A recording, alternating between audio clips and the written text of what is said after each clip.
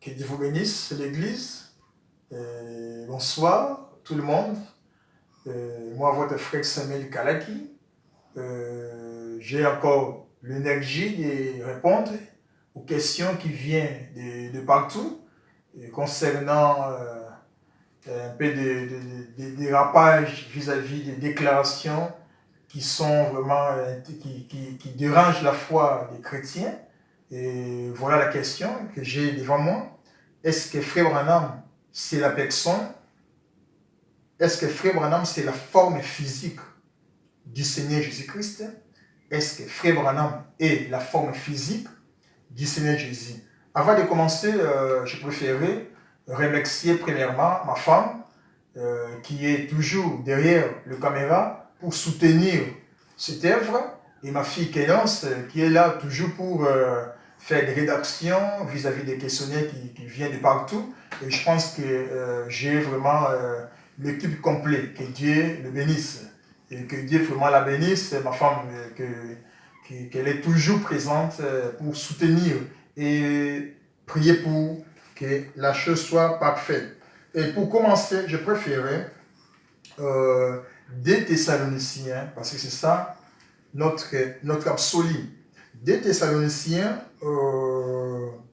chapitre 2, des Thessaloniciens 2, chapitre verset 1, pour ce qui concerne l'avènement de notre Seigneur Jésus-Christ et notre réunion avec lui, nous vous prions, frères, de ne pas vous laisser facilement ébranler dans votre bon sens et de ne pas vous laisser troubler, soit par quelque inspiration, soit par quelques paroles ou par quelques lettres qu'on dirait venir de nous, comme si les jours du Seigneur étaient déjà là. 3.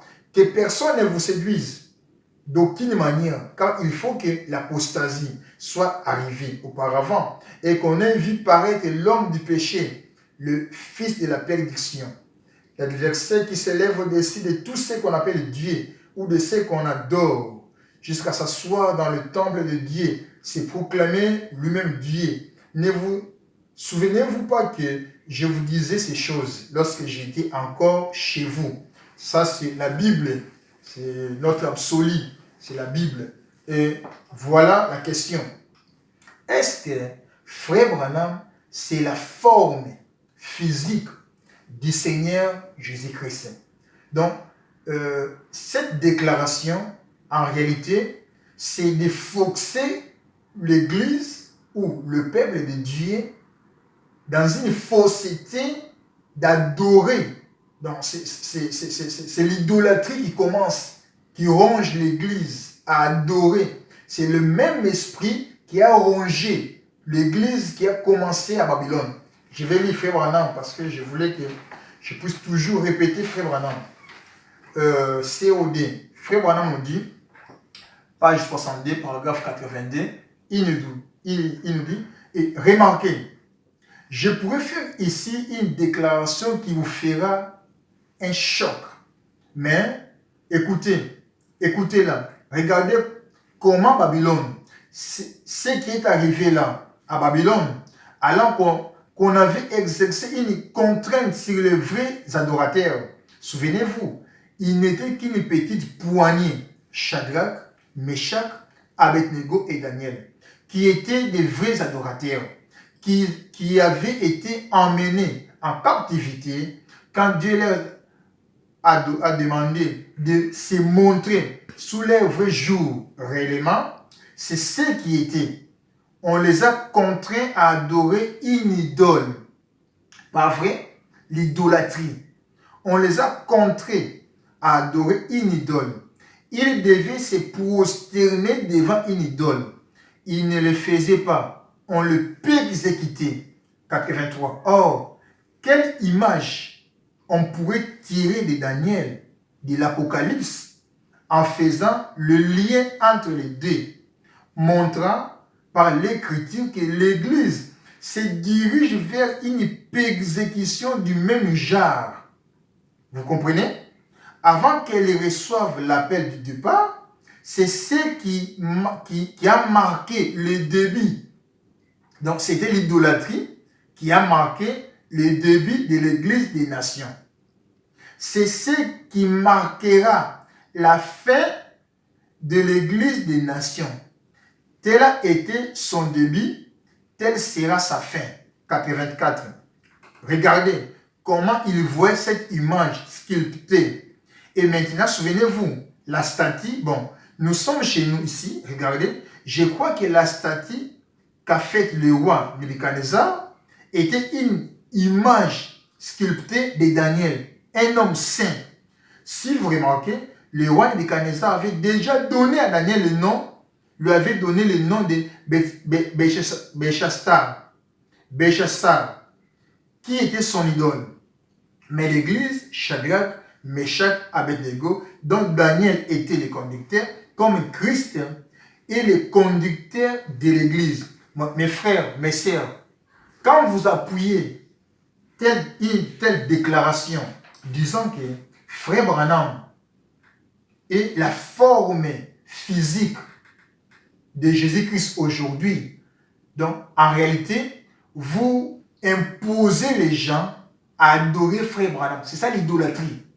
Là-bas, l'idolâtrie, c'était quoi? Prendre le prophète Daniel et ses noms et le faire asseoir au trône comme Dieu. C'était ça l'idolâtrie. Et Branham dit que l'église des gentils commença par l'idolâtrie. Et ça se terminera aussi par l'idolâtrie. Donc c'est ça. Prendre Branham, une forme physique de Jésus, c'est forcer les gens à adorer Branham. Je vais encore lire quelque chose qui est toujours pour redresser le début et la fin de la dispensation des gentils. 81. Si vous remarquez bien, les gentils commencèrent avec l'adoration d'une idole. Ils adoraient une grande idole dressée là dans le champ. Dans le camp, pardon. L'idole humaine. Donc l'idole humaine. Et aujourd'hui encore, on voit les prophètes Branham, donc les prédicateurs, les faux prédicateurs qui forcent l'église à adorer, à prendre l'idole humaine. Là-bas aussi, c'était l'idole humaine, Daniel. Et aujourd'hui, ici, on a le même esprit d'idolâtrie, de prendre un prophète et de l'enlever jusqu'au ciel. Et c'est ça l'idolâtrie. L'idole humaine, je crois que c'était Daniel lui-même, car le roi Nebuchadnezzar l'avait nommé Belchassar, lequel était son Dieu. Il commença à adorer une statue d'un juste et saint homme, mais Daniel refusa de le faire. Les Hébreux, Shadrach, Meshach et Abednego. Et frère, Branham n'est pas la forme physique de Jésus. Branham n'est pas Jésus. Et Jésus ne sera pas Branham. C'est deux corps différents. Tout à fait différents.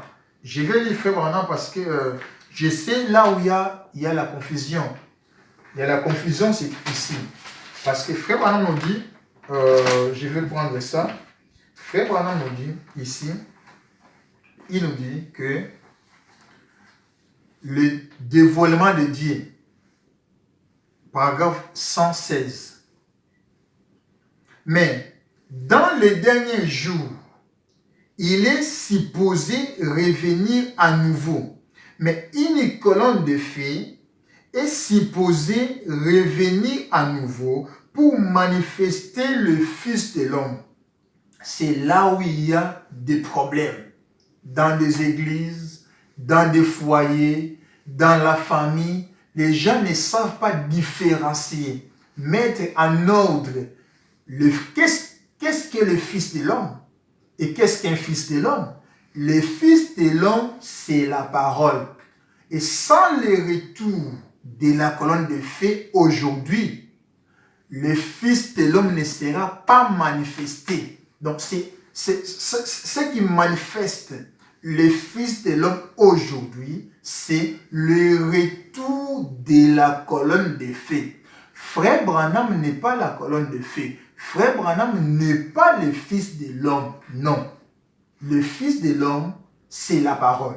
Je vais encore lire quelque chose qui pourrait un peu nous donner quelque chose qui est un peu très très bien. Frère Branham dit, je vais prendre ça comme appui, parce qu'il faut toujours répéter ce que Branham dit.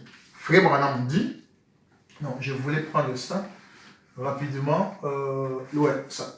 La nourriture spirituelle au temps convenable, c'est ça, c'est ce que je cherchais. Paragraphe 160. Dans Malachie 4, il est dit que Jésus-Christ descendrait et se présenterait dans une chair humaine.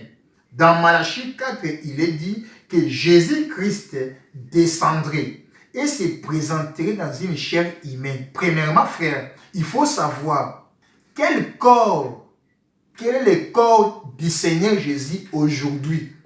Il est dans quelle forme? Il est dans quel corps? Il est dans le corps spirituel. Il est la colonne de feu.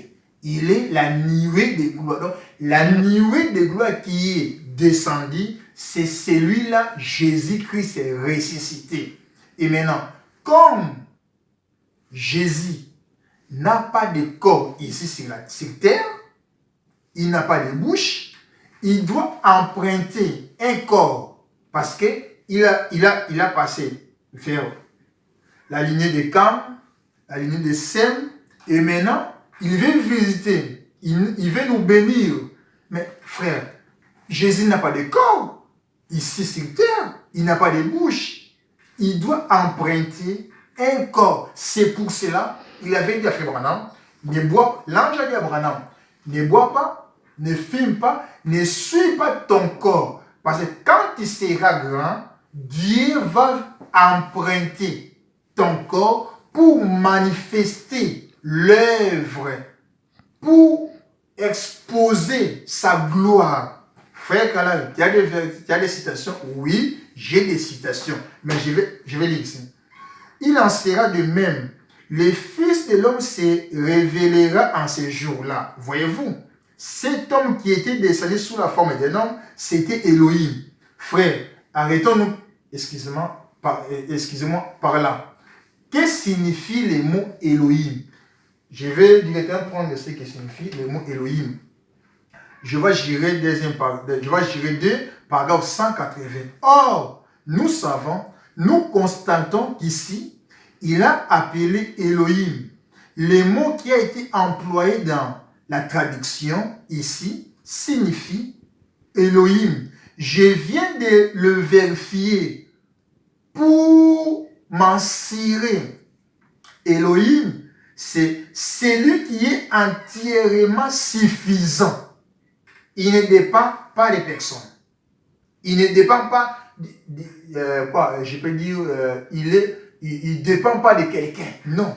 Elohim ne dépend pas de quelqu'un. Il est suffisant.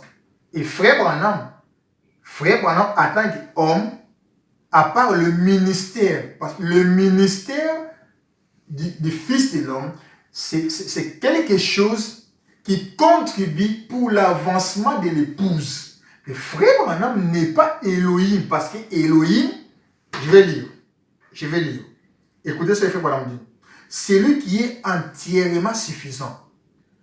Il est El Shaddai, Elohim, le Dieu qui a des saints.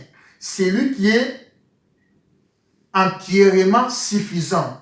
Il n'a pas besoin, il n'a pas besoin de recevoir quoi que ce soit, de qui que ce soit. Je répète, il n'a pas besoin de recevoir quoi que ce soit, de qui que ce soit. Il est celui qui vous suffit entièrement. Frère Branham, devant l'église, il disait, j'attends la colonne de feu, j'attends l'ange, j'attends l'onction, j'attends. Mais Jésus-Christ, en tant que Dieu, il disait, en vérité, je vous l'ai dit, pronom personnel. Et Frère Branham, il dit, ainsi dit le Seigneur. Parce que tous les prophètes, même Ézéchiel, il était un fils de l'homme, il avait l'insi dit, Donc, ça montre que frère Branham n'est pas Elohim. Parce que Elohim ne peut pas dire ainsi dit. Donc, c'est comme un pont. Il est dit de la part de quelqu'un. Ce n'est pas lui. Ainsi dit le Seigneur. Mais Elohim disait, je vous le dis en vérité, en vérité. Je vous le dis. Donc, ça montre la différence directement. Il faut nous dire que Elohim signifie, il n'a pas besoin de recevoir quoi que ce soit, de qui que ce soit. Frère Branham attendait l'onction. Donc, il attendait l'appui. Il attendait Christ vient le oindre pour l'onction où les dons entrent en action. Donc, c'est ça. Il attendait. Jésus-Christ n'attendait pas. Il disait, je vous le dis en vérité, en vérité. Écoutez ce que Frère Branham dit. Je vais encore retourner ici. Ça, c'était Jéhovah Jireh 2. Et je retourne ici vers la nourriture spirituelle convenable. Il est dit, paragraphe 167, « Or, si nous apparaissait dans un corps physique, si Jésus aujourd'hui, il nous apparaît dans un corps physique qui lui ressemblait trait pour trait au portrait de Christ à 33 ans, de Hoffman, que du sang coulait de sa main et tout, il avait des marques de clous partout. Je n'accepterai pas ça. Non, non, non, non. Le frère Branham dit, toi qui dis que non, frère Branham c'est la forme physique de Jésus. Et Branham dit que si on voyait un homme avec des clous dans sa main, dans l'âge de 33 ans, comme Jésus était, donc c'est-à-dire que Jésus est revenu brusquement, on ne sait pas comment, et il circule à gauche à droite. Branham lui-même dit, il ne peut pas croire ça. Non, non, non. Il ne peut pas. Donc c'est un monstre qui peut se masquer peut-être la figure de Jésus, mais ce n'est pas lui. Jésus ne piétinera pas ici, non. Il ne peut pas. Et Frère Branham dit, pour avancer, comme Jésus n'a pas de corps, maintenant, qu'est-ce que Frère Branham va faire? Écoutez ce que Frère Branham dit. Le ministère expliqué. Or, paragraphe 22. Or, sur la terre, Jésus n'a pas d'autre main que les vôtres et le mien. Il n'a pas d'autre bouche sur la terre que la vôtre et la mienne. Alors, nous recevons la vie par Christ. Et si la vie qui est dans le cep et dans le sarment, celui-ci produira le fruit qui sont dans le cep. C'est juste. Sur la terre, Jésus n'a pas d'autre main que le vôtre et le mien. Il n'a pas d'autre bouche sur la terre que la vôtre et la mienne. Donc, si Dieu veut se manifester, il est obligé d'emprunter le corps de Branham. Si Dieu veut marcher, si Dieu veut, je ne sais pas, s'exposer, il va prendre un corps. C'est pour cela, l'ange a dit à Branham, ne filme pas, ne bois pas, ne suis pas ton corps. Parce que quand il sera grand, Dieu du ciel va emprunter ton corps pour se manifester. Parce que Jésus a passé vers les Juifs, ils sont bénis. Il a passé vers le Samaritain, ils sont bénis. Maintenant, il nous a rachetés, il a payé le prix, il est parti. Il devait encore retourner pour nous bénir, retourner sous forme humaine. C'est ce que il faut vraiment dire entre le Fils de Dieu et le Fils de David. Il y a l'intervalle. Dieu doit se manifester. C'est une manifestation. La colonne de feu viendra pour manifester Dieu dans la chair humaine. Sans la présence de la colonne de feu, Dieu ne se manifestera jamais dans une chair humaine. Non, non, non. Je vais le faire vraiment. Il dit,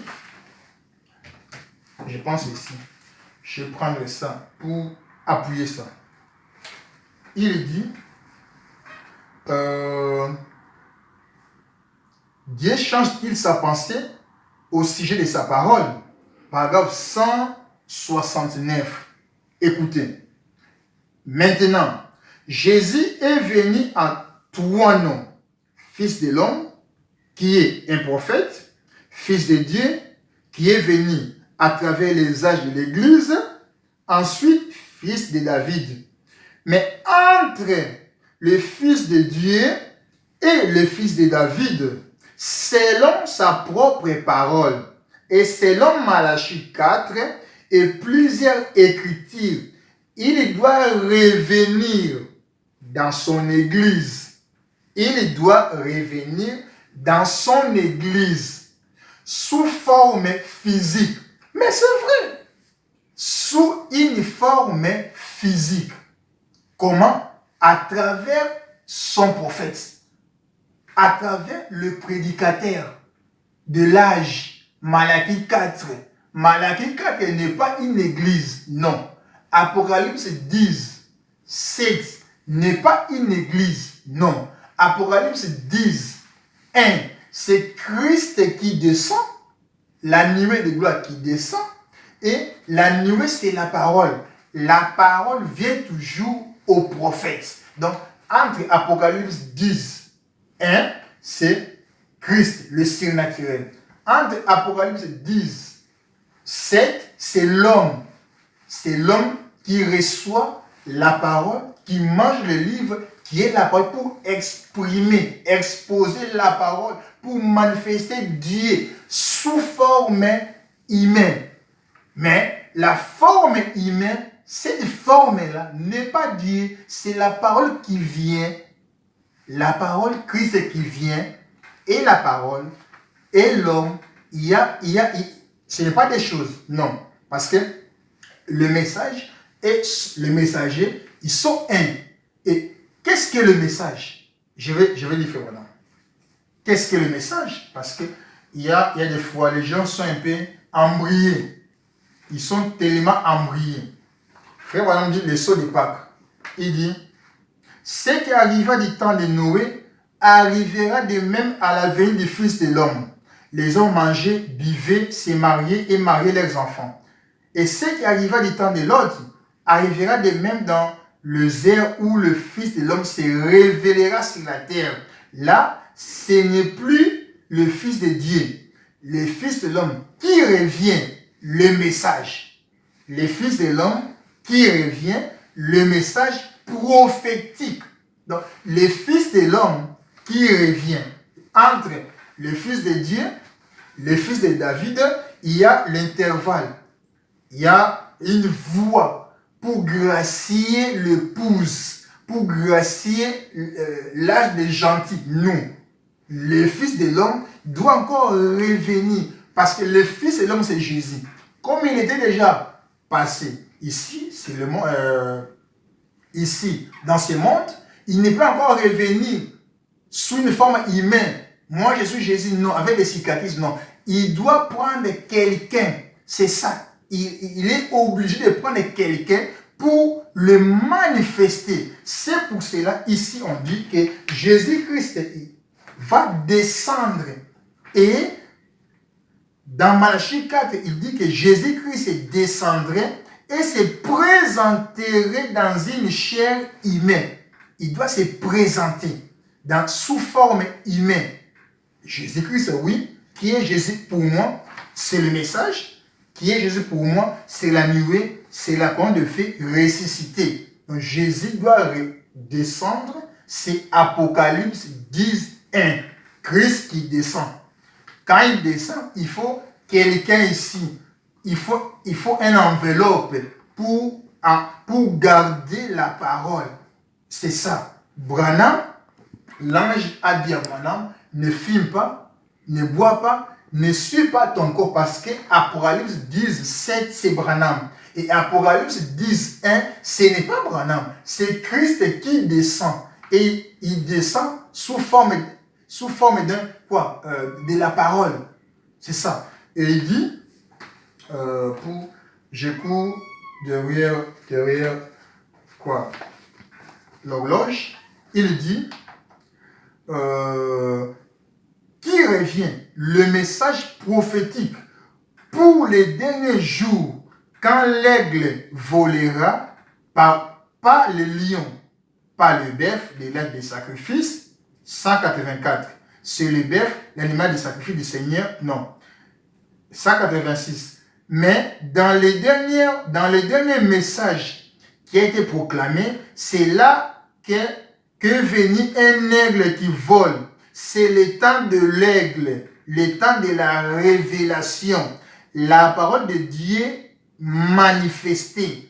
La parole de Dieu prouvée. Ces messies, en pluriel, ces joints, quoi cela? Qu'est-ce que le Messie? Qu'est-ce que le Messie? Le Messie, c'est celui qui est oint. Et si lui, il était le Messie, puisqu'il était celui qui était oint pour ces jours-là, pour accomplir la parole de Dieu, pour être le Rédempteur et le oint, que Dieu a ressuscité ces corps-là, alors son épouse est ointe pour ces jours-ci. Elle est déjà ressuscitée avec lui à la résurrection. Frère Branham nous dit ici, je vais encore relire ce qui nous donne un peu de complications concernant Frère Branham. Il dit, la brochure, non, je vais insister ici concernant le véritable saut de Pâques, 218. Écoutez ce que Frère Branham dit avant de terminer. Voyez simplement s'il est toujours le souverain sacrificateur qui peut compatir à vos faiblesses. Je ne vous ai jamais vu de toute ma vie. Vous m'êtes étrangère. Je ne sais rien à votre sujet. Dieu vous connaît. S'il peut me révéler par son Saint-Esprit. Donc, Branham disait, il attendait que le Saint-Esprit, donc, c'est vraiment, c'est regrettable quand quelqu'un peut passer et dire que non, Frère Branham, c'est la forme physique de Jésus. Donc, c'est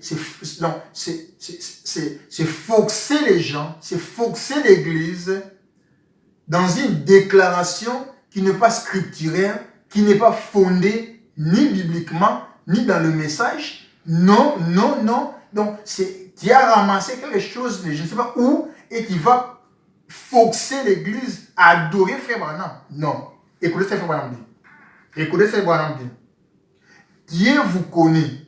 S'il peut me révéler par son Saint-Esprit, le Christ ressuscité qui est venu ici, et me donner une résurrection temporelle. Donc, quand Branham discernait, ce n'était pas Branham. Branham était mort temporellement. Le Saint-Esprit bloqué. Tous les 5 sens de Branham, tout, c'était bloqué. Et l'ange, parce que je vais lire. Écoutez ce que Branham dit. Et me donner une résurrection temporaire par mon esprit, de sorte que mon esprit s'en aille maintenant et son esprit entre, pour vous montrer donc si oui ou non il est vivant. Maintenant, je ne vous connais pas. C'est moi et mon esprit, nous ne vous connaissons pas, mais lui vous connaît. Mais il désire emprunter. Donc, Branham était là. Amen.